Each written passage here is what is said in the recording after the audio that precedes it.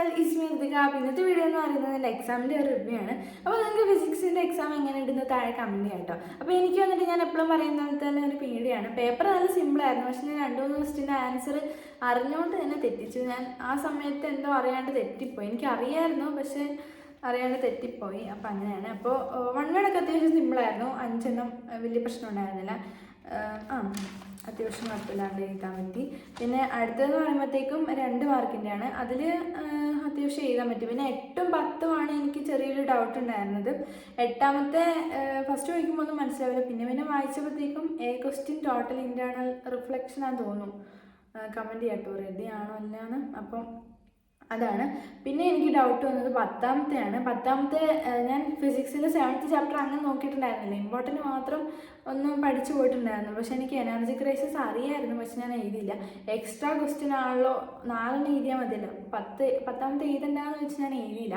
പക്ഷേ ഇനി ബാക്കിയുള്ള ഇതിന് ഏതെങ്കിലും ഒന്ന് കുറഞ്ഞു കഴിഞ്ഞാൽ കിട്ടുമായിരുന്നു, എഴുതിയാൽ മതിയായിരുന്നു. പക്ഷെ ഇപ്പാണ് എഴുതിയാൽ മതിയായിരുന്നല്ലോ എന്ന് വിചാരിക്കുന്നത്. പക്ഷെ കുഴപ്പമില്ല, ബാക്കി 4 എഴുതിയിട്ടുണ്ട്, 10ാമത്തെ എഴുതിയില്ല.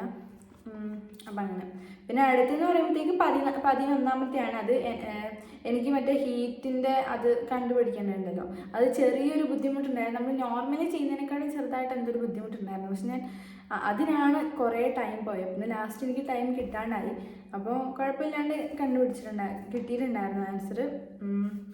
ബാക്കിയൊക്കെ പിന്നെ പ്രശ്നമുണ്ടായിരുന്നു, ബാക്കിയൊക്കെ അത്യാവശ്യം കിട്ടി. പിന്നെ എനിക്ക് ഡൗട്ട് വന്നത് 16ാമത്തെയാണ്. 16ാമത്തെ എനിക്ക് കിട്ടിയിട്ടില്ല.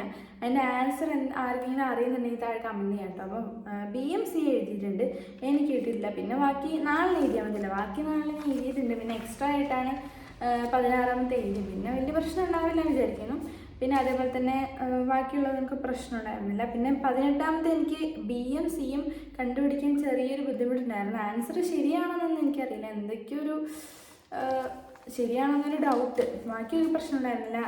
അതേപോലെ തന്നെ ബാക്കിയൊരു പ്രശ്നം ഉണ്ടായിരുന്നില്ല. ബാക്കിയൊക്കെ അത്യാവശ്യം കുഴപ്പമില്ലാണ്ട് എഴുതാൻ പറ്റി.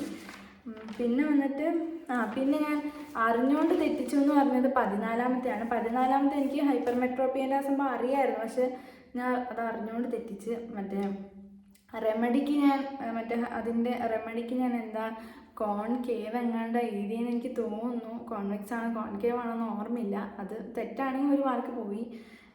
കുഴപ്പമില്ല, ഞാൻ എക്സ്ട്രാ ആയിട്ട് വേറെ എഴുതിയിട്ടുണ്ട്. അപ്പോൾ വലിയ കുഴപ്പമില്ല.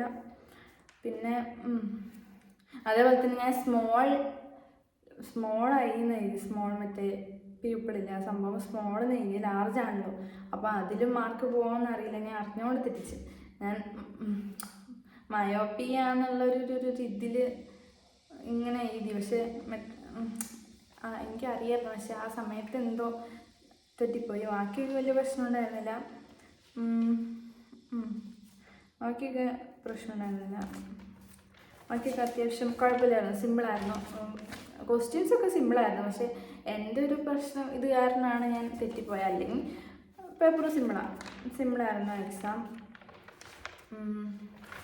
വലിയ പ്രശ്നം ഉണ്ടായിരുന്നില്ല. അതേപോലെ തന്നെ നമ്മുടെ മറ്റേ ലെൻസ് അതൊക്കെ വരയ്ക്കേണ്ടതാണെങ്കിൽ വലിയ പ്രശ്നമില്ല, വലിയ പ്രശ്നം ഉണ്ടായിരുന്നില്ല. അപ്പോൾ നിങ്ങൾക്ക് എക്സാം എങ്ങനെ ഉണ്ടെന്ന് താഴെ കമൻറ്റ് ചെയ്യാം കേട്ടോ. അപ്പോൾ എനിക്ക് വന്നിട്ട് ഇങ്ങനെയാണ് എൻ്റെ റിവ്യൂ എന്ന് പറയുന്നത്. അപ്പോൾ നമുക്ക് അടുത്ത വീഡിയോയിൽ കാണുന്നതായിരിക്കും. ബൈ.